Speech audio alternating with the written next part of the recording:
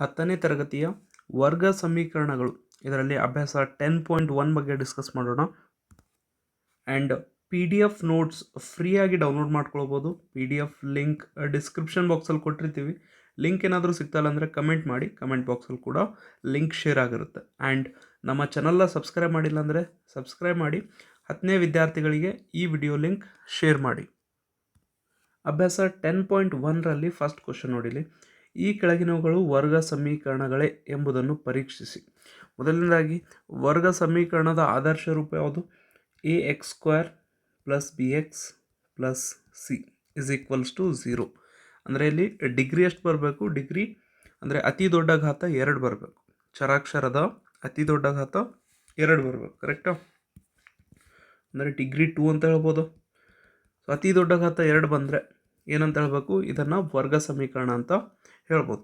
ಮೊದಲನೇದಾಗಿ first question solve ಮಾಡ್ಕೊಂಡ್ಬಿಟ್ಟು ಆಮೇಲೆ ಫೈನಲಿ ಚೆಕ್ ಮಾಡಬೇಕು. ಓಕೆ, ಇವಾಗ ಏನು ಕೊಟ್ಟಿದ್ದಾರೆ? x+1 ಹೋಲ್ ಸ್ಕ್ವೇರ್ ಇದೆ.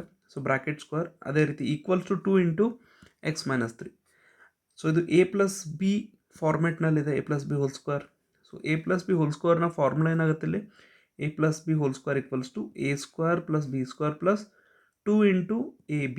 ಕರೆಕ್ಟು? ಅಂದರೆ ಎನ ವ್ಯಾಲ್ಯೂ ಯಾವುದಂತ ಕನ್ಸಿಡರ್ ಮಾಡ್ಬೋದು? ಎನ ವ್ಯಾಲ್ಯೂ x, ಬಿನ ವ್ಯಾಲ್ಯೂ 1. ಅಂದರೆ ಫಾರ್ಮುಲಾ ಯೂಸ್ ಮಾಡಿದಾಗ ಏನಾಗುತ್ತೆ? ಇದು a² + b² + 2 × ab ಅಂತ ಹೇಳ್ಬೋದು. ಈ ರೀತಿ ಎನ ವ್ಯಾಲ್ಯೂ x ಅಂತ ತೊಗೊಳ್ಳಿ, ಬಿನ ವ್ಯಾಲ್ಯೂ 1. ಅದೇ ರೀತಿಯಲ್ಲಿ 2 × ಬ್ರ್ಯಾಕೆಟ್ ಮಾಡಿದಾಗ ಏನಾಗುತ್ತೆ? ಇದು 2 × x 2x ಆ್ಯಂಡ್ 2 × -3 -6 ಆಗುತ್ತೆ. ಇದು ಕರೆಕ್ಟಾ? ಓಕೆ, ಅದಾದಮೇಲೆ x² ಅಂದರೆ ಆ್ಯಸ್ ಇಟ್ ಈಸ್ x², 1² ಅಂದರೆ 1 ಆಗುತ್ತೆ. ಇದು 2 × x × 1 ಅಂದರೆ 2x. ಕರೆಕ್ಟ್. ಸೊ ಇದು 2x ಏನಿದೆ ಲೆಫ್ಟ್ ಸೈಡ್ ತೊಗೊಂಡಾಗ ಮೈನಸಲ್ಲಿ ಕನ್ವರ್ಟ್ ಆಗುತ್ತೆ. ಸೊ -2x ಆ್ಯಂಡ್ -6 ಅನ್ನು ಕೂಡ ಲೆಫ್ಟಲ್ಲಿ ತೊಗೊಳ್ಳಿ, +6 ಆಗುತ್ತೆ. ಓಕೆ, ಈ ರೀತಿ. ಸೊ ಆಮೇಲೆ 2x, ಇದು 2x ಪ್ಲಸ್ ಇದೆ ಮೈನಸ್ ಇದೆ, ಎರಡು ಕ್ಯಾನ್ಸಲ್ ಆಗಿ 0 ಬರುತ್ತೆ. ಅಂದರೆ 0x ಅಂತ ಹೇಳ್ಬೋದು. ಅದಾದಮೇಲೆ 1 + 6 7 ಆಗುತ್ತೆ. ಇದು ಸಮೀಕರಣ ಯಾವ ರೀತಿ ಕಾಣಿಸ್ತಾ ಇದೆ? x² + 0x + 7. ಸೊ ಆದರ್ಶ ರೂಪದಲ್ಲಿದೆ ಅಂತ ಹೇಳ್ಬೋದು. ಸೊ ಇದರ ಡಿಗ್ರಿ ಚೆಕ್ ಮಾಡ್ಕೊಳ್ಳಿ. ಡಿಗ್ರಿ 2 ಇದೆ. ಕರೆಕ್ಟಾ? ಅತಿ ದೊಡ್ಡ ಘಾತ ಡಿಗ್ರಿ 2 ಇರೋದ್ರಿಂದ ಇದೊಂದು ವರ್ಗ ಸಮೀಕರಣವಾಗಿದೆ ಅಂತ ಹೇಳ್ಬೋದು. ಸೆಕೆಂಡ್ ಕ್ವಶನ್ ನೋಡಿಲಿ. x² - 2x ಇಲ್ಲಿ -2 × ಬ್ರ್ಯಾಕೆಟ್ ಇದೆ. ಕರೆಕ್ಟ್. ಸೊ ಇದಂತೂ ಆ್ಯಸ್ ಇಟ್ ಈಸ್ ಬರ್ಕೊಳ್ಳಿ, x² - 2x. ಅದಾದಮೇಲೆ -2 × ಬ್ರ್ಯಾಕೆಟ್ ಏನಾಗುತ್ತೆ? ಮೊದಲನೇದಾಗಿ -2 × 3 ಅಂದರೆ -6, ಮೈನಸ್ ಇಂಟು ಮೈನಸ್ ಪ್ಲಸ್ ಬಂತಿದ್ದು, ಆ್ಯಂಡ್ 2 × x ಅಂದರೆ 2x. ಓಕೆ, ಸೊ ಎರಡೂ ಪದಗಳನ್ನು ನಾವು ಲೆಫ್ಟ್ ಸೈಡ್ ಬರ್ಕೊಳ್ಳೋಣ. ಚಿಹ್ನೆಗಳು ಚೇಂಜ್ ಆಗುತ್ತೆ. ಸೊ ಇದು -6 ಇದ್ದಿದ್ದು +6 ಆಯ್ತಿದ್ದು, ಆ್ಯಂಡ್ 2x ಏನಿದೆ -2x ಆಯಿತು. ಕರೆಕ್ಟು? ಅಂದರೆ -2x - 2x ಎಷ್ಟಾಯ್ತಿದ್ದು? -4x. ಸೊ ಕಂಪ್ಲೀಟಾಗಿ ಸಮೀಕರಣ ನೋಡ್ಬೋದು ನೀವು. x² - 4x + 6 ಆದರ್ಶ ರೂಪದಲ್ಲಿದೆ. ಕರೆಕ್ಟ್. ಅಂದರೆ ಡಿಗ್ರಿ ಎಷ್ಟಿದೆ ಅಲ್ಲಿ? ಎಕ್ಸ್ನ ಘಾತ ಅತಿ ದೊಡ್ಡ ಘಾತ 2 ಇದೆ. ಇಲ್ಲೆಲ್ಲ ಏನಿದೆ? ಎಕ್ಸ್ನ ಘಾತ 1 ಇದೆ. ಇಲ್ಲಿ ಎಕ್ಸ್ನ ಘಾತ 0 ಬರುತ್ತೆ. ಕರೆಕ್ಟ್. ಸೊ ಡಿಗ್ರಿ 2 ಆಗಿರೋದ್ರಿಂದ ಇದೊಂದು ವರ್ಗ ಸಮೀಕರಣವಾಗಿದೆ ಅಂತ ಹೇಳ್ಬೋದು. ಥರ್ಡ್ ಕ್ವಶನ್ ಏನು ಕೊಟ್ಟಿದ್ದಾರೆ? x - 2 × x + 1 ಆಮೇಲೆ = x - 1 × x + 3. ಮೊದಲನೇದಾಗಿ ಬ್ರ್ಯಾಕೆಟ್ ಇಂಟು ಮಾಡ್ಕೊಳ್ಳಿ. x ಇಂಟು ಬ್ರ್ಯಾಕೆಟ್ ಅಂದರೆ x² + x ಆಗುತ್ತಿದ್ದು, ಆ್ಯಂಡ್ -2 × ಬ್ರ್ಯಾಕೆಟ್ ಅಂದರೆ -2x - 2 ಬರುತ್ತೆ. ಓಕೆ, ಅದಾದಮೇಲೆ x ಇಂಟು ಬ್ರ್ಯಾಕೆಟ್ ಏನು ಬರುತ್ತೆ? x² + 3x ಆ್ಯಂಡ್ -1 × ಬ್ರ್ಯಾಕೆಟ್ ಅಂದರೆ -x - 3. ಓಕೆ, ಸೊ ಇಲ್ಲಿ x² ಅಂತೂ ಸೇಮ್ ಇದೆ. = ಮಿಡಲ್ನಲ್ಲಿ ಬಂದಾಗ ಸೇಮ್ ಇರೋ ಪದಗಳನ್ನು ನಾವು ಕ್ಯಾನ್ಸಲ್ ಮಾಡ್ಬೋದು. 0 ಆಗುತ್ತದು. ಅದಾದಮೇಲೆ x - 2x ಎಷ್ಟಾಗುತ್ತಿದ್ದು? -x. ಓಕೆ, ಅದೇ ರೀತಿಯಲ್ಲಿ -2 ಅಂತೂ as it is. So 3x - x 2x ಬಂತು, ಆ್ಯಂಡ್ -3 ಆ್ಯಸ್ ಇಟ್ ಈಸ್. ಅದಾದಮೇಲೆ ಎರಡೂ ಪದಗಳನ್ನು ಲೆಫ್ಟಿಗೆ ಬರ್ಕೊಳ್ಳಿ. ಏನಾಗುತ್ತೆ? 2x ಏನಿದೆ ಪಾಸಿಟಿವ್ ಇದೆ, ನೆಗೆಟಿವ್ 2x ಆಗುತ್ತೆ, ಆ್ಯಂಡ್ +3 ಏನಾಗುತ್ತೆ? -3 ಏನಾಗುತ್ತದು? +3 ಕನ್ವರ್ಟ್ ಆಗುತ್ತೆ. ಚಿಹ್ನೆಗಳು ಚೇಂಜ್ ಆಯಿತು. ಅದಾದಮೇಲೆ ಸೊ ಇಲ್ಲಿ -x - 2x ಎಷ್ಟು ಬಂತಿದ್ದು? -3x. ಆ್ಯಂಡ್ -2 + 3 ಅಂದರೆ +1 ಅಂತ ಹೇಳ್ಬೋದು. ಓಕೆ, ಸೊ ಇಲ್ಲಿ ಡಿಗ್ರಿ ಎಷ್ಟಿದೆ? ಎಕ್ಸ್ನ ಅತಿ ದೊಡ್ಡ ಘಾತ 1 ಇದೆ. ಸೊ ಡಿಗ್ರಿ 1 ಇದೆ ಅಂದರೆ ಇದೊಂದು ರೇಖಾತ್ಮಕ ಸಮೀಕರಣ. ಸೊ ಇದು ವರ್ಗ ಸಮೀಕರಣವಲ್ಲ ಅಂತ ಹೇಳ್ಬೋದು. Fourth question, x minus 3 into 2x plus 1 equals to x into x plus 5. Okay, so again x into bracket ಮಾಡಿದಾಗ ಏನಾಗುತ್ತೆ 2x² ಪ್ಲಸ್ ಎಕ್ಸ್. ಅದೇ ರೀತಿ -3 ಇಂಟು ಬ್ರ್ಯಾಕೆಟ್ ಮಾಡಿದಾಗ -6x -3. ಇಲ್ಲಿ X into bracket x² plus 5x ಬಂತ. ಆವಾಗ ಇಲ್ಲಿ x² ಪದಗಳನ್ನು ಒಂದು ಕಡೆ ಬರ್ಕೊಳ್ಳಿ, ಅಂದರೆ ಈ ಎರಡೂ ಪದಗಳನ್ನು ಲೆಫ್ಟಿಗೆ ಬರ್ಕೊಳ್ಳಿ. ಎರಡೂ ಪಾಸಿಟಿವ್ ಇದೆ, ಪ್ಲಸ್ಸಲ್ಲಿದೆ, ಅಂದರೆ ಎರಡು ಮೈನಸಲ್ಲಿ ಕನ್ವರ್ಟ್ ಆಗುತ್ತೆ. ಸೊ 2x² -x² ಎಷ್ಟು ಬಂತಿದ್ದು x². ಆ್ಯಂಡ್ -5x ಅಂದರೆ -10x. -3 ಅಂತೂ ಆ್ಯಸ್ ಇಟ್ ಇಸ್. ಓಕೆ, ಇದು ಬಹುಪದೋಕ್ತಿ ಅಥವಾ ಸಮೀಕರಣ. ನೋಡ್ಬೋದು ನೀವು, ಡಿಗ್ರಿ ಎಷ್ಟಿದೆ ಅಲ್ಲಿ 2. ಸೊ ಡಿಗ್ರಿ 2 ಅಂದರೆ ಇದೊಂದು ವರ್ಗ ಸಮೀಕರಣವಾಗಿದೆ ಅಂತ ಹೇಳ್ಬೋದು. ಫಿಫ್ತ್ ಕ್ವಶನಲ್ಲಿ 2x - 1 into x - 3 and x plus 5 into x - 1. Okay, ಮೊದಲನೇದಾಗಿ 2x ಇಂಟು ಬ್ರ್ಯಾಕೆಟ್ ಮಾಡ್ಕೊಳ್ಳಿ. ಏನು ಸಿಗುತ್ತೆ ಇಲ್ಲಿ 2x² -6x and -1 into bracket ಅಂದರೆ -x ಪ್ಲಸ್ 3 ಬರುತ್ತೆ. ಓಕೆ, ಅದಾದಮೇಲೆ ಎಕ್ಸ್ ಇಂಟು ಬ್ರ್ಯಾಕೆಟ್ ಅಂದರೆ x² -x ಆಗುತ್ತೆ. ಆ್ಯಂಡ್ 5 ಇಂಟು ಬ್ರ್ಯಾಕೆಟ್ ಅಂದರೆ 5x - 5 ಬರುತ್ತೆ. ಓಕೆ, ಇವಾಗ ಎಲ್ಲ ಪದಗಳನ್ನು ಓಕೆ ಏನಾದರೂ ಕ್ಯಾನ್ಸಲ್ ಆಗುತ್ತೆ ಅಲ್ಲಿ? ಕ್ಯಾನ್ಸಲ್ ಅಂತೂ ಆಗೋದಿಲ್ಲ. ಸೊ ಸಾಲ್ವ್ ಮಾಡ್ಕೊಳ್ಳಿ. -6x ಆ್ಯಂಡ್ -x ಎರಡೂ ಪ್ಲಸ್ ಮಾಡಿದಾಗ ಏನಾಗುತ್ತೆ ಇದು -7x. ಆ್ಯಂಡ್ 5x - x ಅಂದರೆ 4x ಬರುತ್ತೆ. ಓಕೆ, ಈ ಪದಗಳನ್ನು ಲೆಫ್ಟ್ ಸೈಡ್ ಬರ್ಕೊಂಡಾಗ ಚಿಹ್ನೆಗಳು ಚೇಂಜ್ ಆಗುತ್ತೆ. x² ಚಿಹ್ನೆ ಪಾಸಿಟಿವ್ ಇದೆ, ಸೊ ಪ್ಲಸ್ಸಲ್ಲಿರೋದು ಮೈನಸಲ್ಲಿ ಕನ್ವರ್ಟ್ ಆಗುತ್ತೆ. ಆ್ಯಂಡ್ 4x ಏನಾಯ್ತು ಇಲ್ಲಿ -4x ಆ್ಯಂಡ್ -5 ಏನಿದೆ ಇಲ್ಲಿ +5 ಅಂತ ಕನ್ವರ್ಟ್ ಆಯಿತು. ಓಕೆ, ನೆಕ್ಸ್ಟ್ ಇಲ್ಲಿ 2x² -x² ಅಂದರೆ x² ಬರುತ್ತದು. And -7x -4x -11x ಆಗುತ್ತಾ. ಆ್ಯಂಡ್ ನಂಬರ್ಸ್ ಏನಿದೆ ಇಲ್ಲಿ 3 + 5 8. ಓಕೆ, ಸೊ ಈ ಸಮೀಕರಣದಲ್ಲಿ ಡಿಗ್ರಿ ಎಷ್ಟು? ಅತಿ ದೊಡ್ಡ ಘಾತ, ಎಕ್ಸ್ನ ಅತಿ ದೊಡ್ಡ ಘಾತ 2 ಇರೋದ್ರಿಂದ ಇದೊಂದು ವರ್ಗ ಸಮೀಕರಣವಾಗಿದೆ ಅಂತ ಹೇಳ್ಬೋದು. ಓಕೆ, ಸಿಕ್ಸ್ತ್ ಕ್ವಶನಲ್ಲಿ x² + 3x + 1 ಇದೆ ಆ್ಯಂಡ್ x - 2 ಹೋಲ್ ಸ್ಕ್ವೇರ್ ಬಂತು. ಓಕೆ, ಸೊ ಇದು a - b whole square formula use ಮಾಡ್ಬೋದು. ಏನಿದೆ a - b whole square? a - b whole square is equals to a² + b² - 2ab. ಅಂದರೆ ಎನ ವ್ಯಾಲ್ಯೂ x, ಬಿನ ವ್ಯಾಲ್ಯೂ 2 ಅಂತ consider ಮಾಡ್ಬೋದು. So a² + b² - 2 into ab ಅಂತ ಹೇಳ್ಬೋದಾ ಈ ರೀತಿ? ಕರೆಕ್ಟ್. ಓಕೆ, ಸೊ ಈ ಸಮೀಕರಣ ಅಂತೂ ಆ್ಯಸ್ ಇಟ್ ಇಸ್ ಬರ್ಕೊಳ್ಳಿ. ಆ್ಯಂಡ್ ಇದರಲ್ಲಿ x² ಅಂತೂ ಸೇಮ್ ಟರ್ಮ್ ಇದೆ, ಕ್ಯಾನ್ಸಲ್ ಆಗುತ್ತೆ. ಸೊ ರಿಮೈನಿಂಗ್ 2² ಅಂದರೆ ಸೊ 2² ಇದು 4 ಆಗುತ್ತೆ. ಆ್ಯಂಡ್ 2 ಇಂಟು x ಇಂಟು 2 ಅಂದರೆ 4x ಬರುತ್ತೆ. ಎರಡೂ ಪದಗಳನ್ನು ಲೆಫ್ಟಿಗೆ ಬರ್ಕೊಳ್ಳಿ. ಸೊ 4 ಏನಿದೆ -4ಅಲ್ಲಿ ಕನ್ವರ್ಟ್ ಆಯಿತು. ಆ್ಯಂಡ್ -4x ಇರೋದು +4x ಅಲ್ಲಿ ಕನ್ವರ್ಟ್ ಆಯಿತು. ಚಿಹ್ನೆಗಳು ಚೇಂಜ್ ಆಯಿತು. ಅದಾದಮೇಲೆ 3x + 4x ಅಂದರೆ 7x ಬಂತು. ಆ್ಯಂಡ್ 1 - 4 ಅಂದರೆ -3 ಬರ್ತಾ ಇದೆ. ಓಕೆ, ಸೊ ಇಲ್ಲಿ ಡಿಗ್ರಿ ಎಷ್ಟಿದೆ? ಎಕ್ಸ್ನ ಘಾತ 1 ಇದೆ. ಸೊ ಡಿಗ್ರಿ 1 ಇದ್ದರೆ ಇದು ರೇಖಾತ್ಮಕ ಸಮೀಕರಣ, ಲೀನಿಯರ್ ಈಕ್ವೇಷನ್ ಅಂತ ಹೇಳ್ಬೋದು. ಇದು ವರ್ಗ ಸಮೀಕರಣವಲ್ಲ. ಓಕೆ, ಸೆವೆಂತ್ ಕ್ವಶನಲ್ಲಿ x + 2 ಹೋಲ್ ಕ್ಯೂಬ್ ಕೊಟ್ಟಿದ್ದಾರೆ. ಓಕೆ, ಬ್ರ್ಯಾಕೆಟ್ ಕ್ಯೂಬ್ ಇದೆ, ಘಾತ 3 ಇದೆ. ಸೊ 2x ಇಂಟು ಬ್ರ್ಯಾಕೆಟ್ನಲ್ಲಿ x² - 1. ಮೊದಲನೇದಾಗಿ a + b whole cube formula ಏನಲ್ಲಿ a³ + b³ + 3ab ಬ್ರ್ಯಾಕೆಟ್ನಲ್ಲಿ ಇಂಟು a + b ಬರುತ್ತೆ. ಓಕೆ, ಸೊ ಈ ಫಾರ್ಮುಲಾ ಯೂಸ್ ಮಾಡ್ಕೊಳ್ಳಿ. ಎನ ವ್ಯಾಲ್ಯೂ x ಅಂತ ಕನ್ಸಿಡರ್ ಮಾಡಿ, ಬಿನ ವ್ಯಾಲ್ಯೂ 2. ಅಂದರೆ ಏನಾಗುತ್ತೆ ಫಾರ್ಮುಲಾ a³ + b³ + 3ab ಬ್ರ್ಯಾಕೆಟ್ನಲ್ಲಿ a + b ಈ ರೀತಿ. a ಅಂದರೆ x, b ಅಂದರೆ 2 ಆದೇಶ ಮಾಡ್ಕೋಬೇಕು. ಅದಾದಮೇಲೆ 2x ಇಂಟು ಬ್ರ್ಯಾಕೆಟ್ ಏನಾಗುತ್ತೆ ಇದು 2x³ - 2x ಆಗುತ್ತೆ. ಓಕೆ, ನೆಕ್ಸ್ಟ್ ಇಲ್ಲಿ ಓಕೆ ಇದೇನಾಗುತ್ತೆ 3 ಇಂಟು x ಇಂಟು 2 6x ಬರುತ್ತೆ. ಈ 6x ಇಂಟು ಬ್ರ್ಯಾಕೆಟ್ ಮಾಡ್ಕೊಳ್ಳಿ. ಏನು ಬರುತ್ತೆ 6x² + 12x. ಆ್ಯಂಡ್ ಈ ಎರಡೂ ಪದಗಳನ್ನು ಲೆಫ್ಟ್ ಸೈಡ್ ಬರ್ಕೊಳ್ಳೋಣ. ಸೊ 2x³ ಇದೆ ಅಲ್ಲ, ಪ್ಲಸ್ಸಲ್ಲಿದೆ, ಅಂದರೆ ಮೈನಸಲ್ಲಿ ಕನ್ವರ್ಟ್ ಆಯ್ತಿದ್ದು. ಆ್ಯಂಡ್ -2x ಏನಾಯ್ತಿದ್ದು +2x. ಓಕೆ, ಅದಾದಮೇಲೆ x³ - 2x³ ಅಂದರೆ -x³ ಬರುತ್ತಿದ್ದು. ಆ್ಯಂಡ್ 6x² ಆ್ಯಂಡ್ ಓಕೆ ಎಕ್ಸ್ನ ಘಾತ 2 ಇರೋದು ಒಂದೇ ಇದೆ ಅಲ್ಲಿ. ನೆಕ್ಸ್ಟ್ ಎಕ್ಸ್ನ ಘಾತ 1 ಇರೋದು 12x + 2x 14x ಬರುತ್ತಿದ್ದು. ಆ್ಯಂಡ್ ನಂಬರ್ಸ್ ಯಾವುದು +8 ಇದೆ. ಓಕೆ, ಸೊ ಇಲ್ಲಿ ಡಿಗ್ರಿ ಎಷ್ಟಿದೆ? ಎಕ್ಸ್ನ ಅತಿ ದೊಡ್ಡ ಘಾತ 3 ಇದೆ, ಅಂದರೆ ಇದು ಒಂದು ಘನ ಬಹುಪದೋಕ್ತಿ ಅಥವಾ ಘನ ಸಮೀಕರಣ ಅಂತ ಹೇಳ್ಬೋದು. ಕ್ಯೂಬಿಕ್ ಈಕ್ವೇಷನ್ ಇದೆ, ಇದು ಒಂದು ವರ್ಗ ಸಮೀಕರಣವಲ್ಲ ಅಂತ ಹೇಳ್ಬೋದು. ಓಕೆ, ಲಾಸ್ಟ್ 8th ಕ್ವಶನಲ್ಲಿ ಅಗೇನ್ ಇಲ್ಲಿ x³ - 4x² - x + 1 equals to x - 2 whole cube ಇದೆನಾ? Correct. Again a - b whole cube formula ಏನಿದೆ, a³ - b³ - 3ab into a - b. ಕರೆಕ್ಟಾ? ಸೊ ಅದರಲ್ಲಿ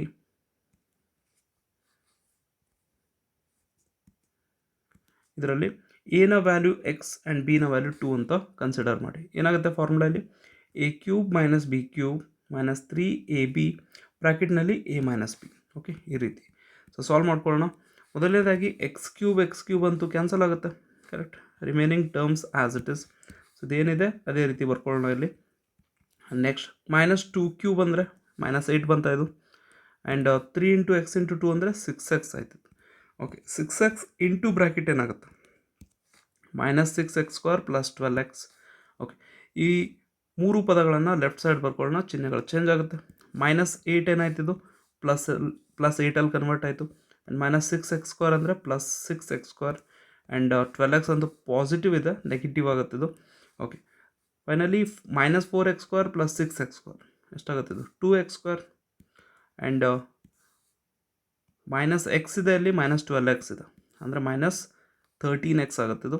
ಫೈನಲಿ ನಂಬರ್ಸ್ ಏನಿಲ್ಲಿ 8 + 1 9 ಆಗುತ್ತಿದ್ದು. ಓಕೆ, ಇದರಲ್ಲಿ ಡಿಗ್ರಿ ಎಷ್ಟು, ಎಕ್ಸ್ನ ಅತಿ ದೊಡ್ಡ ಘಾತ 2 ಇದೆ. ಸೊ ಡಿಗ್ರಿ 2 ಅಂದರೆ ಇದೊಂದು ವರ್ಗ ಸಮೀಕರಣವಾಗಿದೆ ಅಂತ ಹೇಳ್ಬೋದು. ಸೆಕೆಂಡ್ ಕ್ವಶನಲ್ಲಿ ಏನು ಕೇಳ್ತಾ ಇದ್ದಾರೆ, ಈ ಕೆಳಗಿನ ಸನ್ನಿವೇಶಗಳನ್ನು ವರ್ಗ ಸಮೀಕರಣಗಳ ರೂಪದಲ್ಲಿ ವ್ಯಕ್ತಪಡಿಸಿ. ಅಂದರೆ ವರ್ಗ ಸಮೀಕರಣದ ಆದರ್ಶ ರೂಪ ಯಾವುದಲ್ಲಿ ax² + bx + c = 0. ಅಂದರೆ ಈ ರೂಪದಲ್ಲಿ ವ್ಯಕ್ತಪಡಿಸಿ ಅಂತ ಕೇಳ್ತಾ ಇದ್ದಾರೆ. ಮೊದಲನೇದಾಗಿ ಒಂದು ಆಯತಾಕಾರದ ನಿವೇಶನದ ವಿಸ್ತೀರ್ಣ.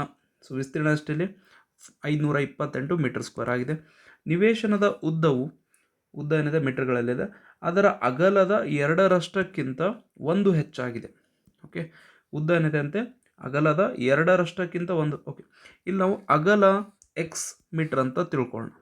ಓಕೆ, ಅಗಲ x ಮೀಟರ್ ಇದ್ದರೆ ಉದ್ದ ಏನಾಗುತ್ತಂತೆ ಅದರ ಅಗಲದ 2ರಷ್ಟಕ್ಕಿಂತ 1 ಹೆಚ್ಚಾಗಿದೆ. ಕರೆಕ್ಟಾ? ಈ ರೀತಿ ಉದ್ದ ಇದೆ ಅಂತ ಹೇಳ್ತಾ ಇದ್ದಾರೆ. 2 ಅಂದರೆ ಇಂಟು 2 ಮಾಡ್ಕೊಳ್ಬೇಕು. 1 ಹೆಚ್ಚಾಗಿದೆ ಅಂದರೆ +1 ಮಾಡ್ಕೊಳ್ಬೇಕು. ಇದೇನು ಸಿಗ್ತಿಲ್ಲಿ, ಇದು ಉದ್ದ. ಅಗಲ ಏನು, ಅಗಲ x ಅಂತ ತಿಳ್ಕೊಳ್ಬೇಕು. ಓಕೆ, ಸೊ ಇವುಗಳ ಈ ರೀತಿ ಇರೋ ಆಯತದ ವಿಸ್ತೀರ್ಣ ಎಷ್ಟು, 528 m². ಸೊ ಇಲ್ಲಿ ಉದ್ದ x ಮೀಟರ್ ಆಗಿರಲಿ ಅಂತ ಬರ್ಕೊಳ್ಳೋಣ. ಆ್ಯಂಡ್ ಅಗಲ x ಮೀಟರ್ ಆದರೆ ಉದ್ದ ಏನಾಗಿರುತ್ತೆ 2x + 1 ಆಗಿರುತ್ತದೆ. ಕರೆಕ್ಟು. ಆಯತದ ವಿಸ್ತೀರ್ಣ ಫಾರ್ಮುಲಾ ಅಂತ ಗೊತ್ತಿದೆ, ಉದ್ದ ಇಂಟು ಅಗಲ. ವಿಸ್ತೀರ್ಣ ಕೊಟ್ಟಿದ್ದಾರೆ 528. ಸೊ ಉದ್ದ ಅಷ್ಟಿಲ್ಲಿ 2x + 1 ಆ್ಯಂಡ್ ಅಗಲ x. So x into bracket ಮಾಡ್ಕೊಳ್ಳಿ. x into 2x ಏನಾಗುತ್ತಿದ್ದು 2x² and x into 1 ಅಂದರೆ x ಆಗುತ್ತಿದ್ದು. ಆ್ಯಂಡ್ 528 ರೈಟ್ ಸೈಡ್ ತೊಗೊಳ್ಳಿ, -528 ಬರುತ್ತೆ. ಸೊ ಕಂಪ್ಲೀಟ್ ಈಕ್ವೇಷನ್ ವರ್ಗ ಸಮೀಕರಣ ರೂಪದಲ್ಲಿ ಕಾಣಿಸ್ತಾ ಇದ್ದಾನೆ ಇದು. So 2x² + x - 528 = 0. Okay, just ಕ್ವಶನಲ್ಲಿ ಏನು ಕೇಳಿದಾರಲ್ಲಿ ವರ್ಗ ಸಮೀಕರಣ ರೂಪದಲ್ಲಿ ವ್ಯಕ್ತಪಡಿಸಿ. ಸೊ ಇದು ವರ್ಗ ಸಮೀಕರಣದ ರೂಪ ಅಂತ ಹೇಳ್ಬೋದು. ಅದೇ ರೀತಿ ಸೆಕೆಂಡ್ ಕ್ವಶನಲ್ಲಿ ಕೂಡ 2 ಅನುಕ್ರಮ ಧನ ಪೂರ್ಣಾಂಕಗಳ ಗುಣಲಬ್ಧ 306 ಆಗಿದೆ. ಓಕೆ, ಧನ ಪೂರ್ಣಾಂಕಗಳಂದರೆ, ಸೊ ಫಾರ್ ಎಕ್ಸಾಂಪಲ್ ಅನುಕ್ರಮ ಧನ ಪೂರ್ಣಾಂಕ ಈಗ 5 ಇದೆ, ಅಂದರೆ ಇದರ 5 ನೆಕ್ಸ್ಟ್ ಧನ ಪೂರ್ಣಾಂಕ ಯಾವುದು 6 ಆಗುತ್ತೆ. ಕರೆಕ್ಟಾ? ಅಂದರೆ ಇದು 5 ಇದ್ದರೆ ಇದರ 5ಕ್ಕಿಂತ 1 ಜಾಸ್ತಿ ಬರುತ್ತೆ, 5 + 1 ಆಗುತ್ತೆ. ಓಕೆ, ಇದೆ ಅಂತಲ್ಲ, ಯಾವುದನ್ನು ತೊಗೊಳ್ಬೋದು ಧನ ಪೂರ್ಣಾಂಕಗಳು. ಸೊ ಇವಾಗ 13 ಇದೆ, ಅಂದರೆ ನೆಕ್ಸ್ಟ್ ನಂಬರ್ 13 + 1 ಇರುತ್ತೆ 14 ಅಂದರೆ. ಕರೆಕ್ಟ್. ಅಂದರೆ ಈಗ ನಾನು ಒಂದು ನಂಬರ್ x ಅಂತ ತೊಗೊಂಡ್ರೆ ಧನ ಪೂರ್ಣಾಂಕ, ನೆಕ್ಸ್ಟ್ ನಂಬರ್ ಏನಾಗಿರುತ್ತೆ ಅದಕ್ಕಿಂತ 1 ಜಾಸ್ತಿ ಆಗಿರುತ್ತೆ. ಸೊ +1 ತೊಗೊಳ್ಬೇಕು. ಸೊ 2 ಧನ ಪೂರ್ಣಾಂಕಗಳು x, x + 1 ಆಗಿರಲಿ. ಸೊ ಇವುಗಳ ಗುಣಲಬ್ಧ 306. ಓಕೆ, ಅಂದರೆ ಈಗ ಪೂರ್ಣಾಂಕ ಕಂಡು ಹಿಡಿಯಬೇಕಾಗಿದೆ. ಸೊ ವರ್ಗ ಸಮೀಕರಣ ರೂಪದಲ್ಲಿ ವ್ಯಕ್ತಪಡಿಸಬೇಕು. x ಇಂಟು x ಏನಾಗುತ್ತೆ x². x ಇಂಟು 1 ಎಷ್ಟಾಗುತ್ತೆ, ಇದು x ಆಗುತ್ತೆ. ಕರೆಕ್ಟ್. = 306. ಸೊ 306 ಲೆಫ್ಟಿಗೆ ಬಂದಾಗ ಮೈನಸಲ್ಲಿ ಕನ್ವರ್ಟ್ ಆಗುತ್ತೆ. ಸೊ ಇದೊಂದು ವರ್ಗ ಸಮೀಕರಣದ ರೂಪ ಅಂತ ಹೇಳ್ಬೋದು. ಥರ್ಡ್ ಕ್ವಶನಲ್ಲಿ ಏನು ಕೊಟ್ಟಿದ್ದಾರೆ, ಸೊ ರೋಹನ್ನ ತಾಯಿಯು ಅವನಿಗಿಂತ 26 ವರ್ಷ ದೊಡ್ಡವಳಾಗಿದ್ದಾಳೆ. ಮೊದಲನೇದಾಗಿ ಇಲ್ಲಿ ರೋಹನ್ ಮತ್ತು ರೋಹನ್ ತಾಯಿ ಅಂತ ಬರ್ಕೊಳ್ಳಿ. ಸೊ ರೋಹನ್ನ ಈಗಿನ ವಯಸ್ಸು ಎಕ್ಸ್ ವರ್ಷ ಆಗಿರಲಿ ಅಂತ ತಿಳ್ಕೊಳ್ಳೋಣ. ಸೊ ತಾಯಿಯ ವಯಸ್ಸು 26 ವರ್ಷ ಜಾಸ್ತಿ ಇದೆ, ಅಂದರೆ ಎಷ್ಟಾಗುತ್ತೆ? ಸೊ ತಾಯಿ ವಯಸ್ಸು, ರೋಹನ್ ತಾಯಿ ವಯಸ್ಸು ಎಕ್ಸ್ ಪ್ಲಸ್ 26, ಅವನಿಗಿಂತನೂ 26 ವರ್ಷ ಜಾಸ್ತಿ. ಓಕೆ, ಅದಾದಮೇಲೆ ಕ್ವಶನಲ್ಲಿ ನೋಡಿ, 3 ವರ್ಷಗಳ ನಂತರ, ಸೊ 3 ವರ್ಷಗಳ ನಂತರ ಇಬ್ಬರು ವಯಸ್ಸು +3 ಆಗಿರುತ್ತೆ. ಸೊ ರೋಹನ್ನ ವಯಸ್ಸು ಎಷ್ಟು? ಎಕ್ಸ್ ಇದೆ. ಸೊ 3 ವರ್ಷಗಳ ನಂತರ ಎಕ್ಸ್ +3 ಆಯಿತು.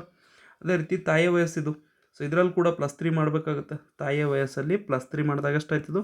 ಎಕ್ಸ್ ಪ್ಲಸ್ 29 ಅಂತ ಹೇಳ್ಬೋದು. ಓಕೆ, ಏನಾಗುತ್ತಂತೆ 3 ವರ್ಷಗಳ ನಂತರ ಅವರ ವಯಸ್ಸುಗಳ ಗುಣಲಬ್ಧ 360 ಇದೆ, ಕರೆಕ್ಟಾ? ಸೊ 360 ಅಂದರೆ 3 ವರ್ಷಗಳ ನಂತರ ಎಕ್ಸ್ +3 ಎಕ್ಸ್ + 29, ಈ ವಯಸ್ಸುಗಳ ಗುಣಲಬ್ಧ 360. ಸೊ ಬ್ರ್ಯಾಕೆಟ್ ಸಾಲ್ವ್ ಮಾಡ್ಕೊಳ್ಳಿ. ಎಕ್ಸ್ ಇಂಟು ಎಕ್ಸ್ ಅಂದರೆ x² ಆಗುತ್ತೆ, ಆ್ಯಂಡ್ ಎಕ್ಸ್ ಇಂಟು 29 ಅಂದರೆ 29x ಬರುತ್ತೆ. ಓಕೆ, ಅದಾದಮೇಲೆ 3 ಇಂಟು ಬ್ರ್ಯಾಕೆಟ್ ಮಾಡ್ಕೊಳ್ಳಿ. 3 into X 3x, and 3 into 29 ಎಷ್ಟಾಗುತ್ತಿದ್ದು 87. ಅದಾದಮೇಲೆ 29x + 3x 32x ಬಂತು, ಆ್ಯಂಡ್ 360 ಲೆಫ್ಟ್ ಸೈಡ್ ಬರ್ಕೊಳ್ಳಿ, -360 ಬರುತ್ತೆ. ಸೊ x² + 32x, ಆ್ಯಂಡ್ ಅದಾದಮೇಲೆ 87 - 360 ಅಂದರೆ -273. ಸೊ ಇದೊಂದು ವರ್ಗ ಸಮೀಕರಣದ ರೂಪ ಅಂತ ಹೇಳ್ಬೋದು. 4th ಕ್ವಶನ್ ನೋಡಿಲಿ, ಒಂದು ರೈಲು ಏಕರೂಪ ಜವದಲ್ಲಿ ಚಲಿಸಿ 480 ಕಿಲೋಮೀಟರ್ ದೂರ ಕ್ರಮಿಸುತ್ತದೆ. ಅದರ ಜವ 8 ಕಿಲೋಮೀಟರ್ ಪ್ರತಿ ಗಂಟೆಗೆ ಅಂದರೆ ಪರ್ ಅವರ್ ಕಡಿಮೆ ಆಗಿದ್ದರೆ, ಸ್ಪೀಡ್ ಏನಾಗುತ್ತೆ? ಕಡಿಮೆ ಆದರೆ ಅಷ್ಟೇ ದೂರ ಕ್ರಮಿಸಲು, ಅಂದರೆ ಎಷ್ಟು ದೂರ? 480 ಕಿಲೋಮೀಟರ್ ದೂರ ಕ್ರಮಿಸಲು 3 ಗಂಟೆ ಹೆಚ್ಚಾಗಿ ತೆಗೆದುಕೊಳ್ಳುತ್ತಿತ್ತು. ನಾವು ರೈಲಿನ ಜವ ಕಂಡುಹಿಡಿಯಲು ಬಯಸುತ್ತೇವೆ. ಓಕೆ, ಮೊದಲನೇದಾಗಿ ಫಾರ್ಮುಲಾ ಗೊತ್ತಿರಬೇಕು. ಜವ = ಚಲಿಸಿದ ದೂರ ಭಾಗಿಲೆ ಕಾಲ, ಅಂದರೆ ಸ್ಪೀಡ್ = ಡಿಸ್ಟನ್ಸ್ ಬೈ ಟೈಮ್ ಅಂತ ಅರ್ಥ. ಸ್ಪೀಡ್ = ಡಿಸ್ಟನ್ಸ್ ಬೈ ಟೈಮ್ ಅಂದರೆ ಡಿಸ್ಟನ್ಸ್ = ಏನಾಗುತ್ತೆ? ಸ್ಪೀಡ್ ಮತ್ತು ಟೈಮ್ ಎರಡು ಇಂಟು ಆಗುತ್ತೆ, ಓರೆ ಗುಣಾಕಾರ ಮಾಡಿಕೊಂಡಾಗ ಸ್ಪೀಡ್ ಇಂಟು ಟೈಮ್ ಆಗುತ್ತೆ. ಅದೇ ರೀತಿ ಟೈಮ್ ಬೇಕಾದರೆ, ಸೊ ಟೈಮ್ ಮತ್ತು ಸ್ಪೀಡ್ ಇವೆರಡು ಕ್ರಾಸ್ ಮಾಡ್ಕೊಳ್ಳಿ, ಅಂದರೆ ಸ್ಪೀಡ್ ಏನಾಗುತ್ತೆ? ಟೈಮ್ ಪ್ಲೇಸ್ನಲ್ಲಿ ಬರ್ಕೊಳ್ಬೋದು. ಸೊ ಡಿಸ್ಟನ್ಸ್ ಬೈ ಟೈಮ್ ಅಂತಲೂ ಬರ್ಕೊಳ್ಬೋದು. 3 ಫಾರ್ಮುಲಾ ಗೊತ್ತಿರಬೇಕು. ಓಕೆ, ಸೊ ಮೊದಲನೇದಾಗಿ ಕ್ವಶನಲ್ಲಿ ನೋಡಿ, ಸ್ಪೀಡ್ ಏನಿದೆ ಗೊತ್ತಿಲ್ಲ, ಕರೆಕ್ಟ್. ಸೊ ಅದನ್ನು ಎಕ್ಸ್ ಕಿಲೋಮೀಟರ್ ಪರ್ ಅವರ್ ಆಗಿರಲಿ ಅಂತ ತಿಳ್ಕೊಳ್ಳೋಣ. ಎಷ್ಟು ದೂರ ಕ್ರಮಿಸ್ತಾ ಇದೆ ರೈಲಲ್ಲಿ? 480 ಕಿಲೋಮೀಟರ್. ಸೊ ಎಷ್ಟು ಟೈಮ್ ತೊಗೊಳ್ತಾ ಇದೆ? ಟೈಮ್ ಫಾರ್ಮುಲಾ ಏನಲ್ಲಿ? Distance by speed. So distance ಎಷ್ಟು? 480 ಕಿಲೋಮೀಟರ್, ಆ್ಯಂಡ್ ಎಷ್ಟು ಸ್ಪೀಡ್ನಲ್ಲಿ ಹೋಗ್ತಾ ಇದೆ? ಎಕ್ಸ್ ಕಿಲೋಮೀಟರ್ ಪರ್ ಅವರ್, ಅಂದರೆ ಎಕ್ಸ್ದಿಂದ ಭಾಗ ಹೊಡೆದಾಗ ಟೋಟಲ್ ಏನು ಬಂತಿದ್ದು? ಟೈಮ್ ಸಿಗ್ತದೆ ಇಷ್ಟು ಗಂಟೆ.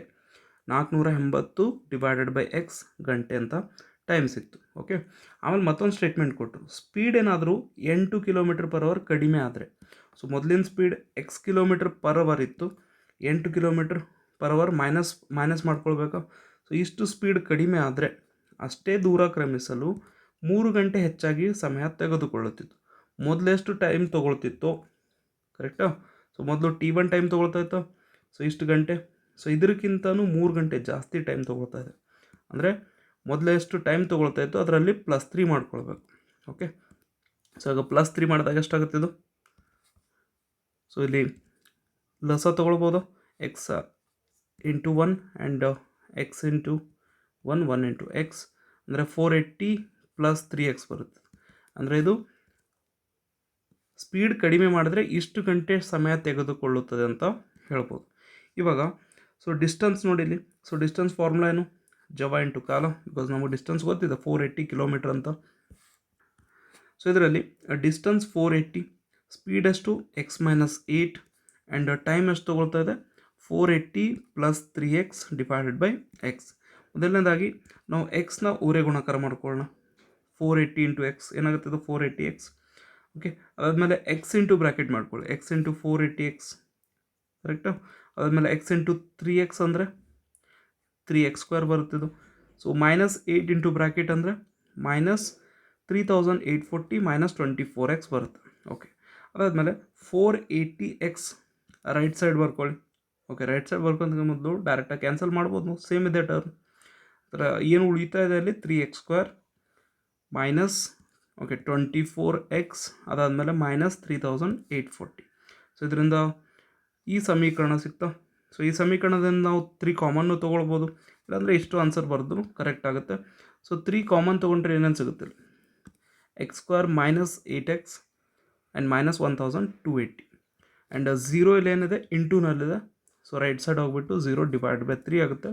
0/3 ಅಂದರೆ 0. ಅಂದರೆ ಇದು ವರ್ಗ ಸಮೀಕರಣದ ರೂಪ ಅಂತ ನಾವು ಹೇಳ್ಬೋದು.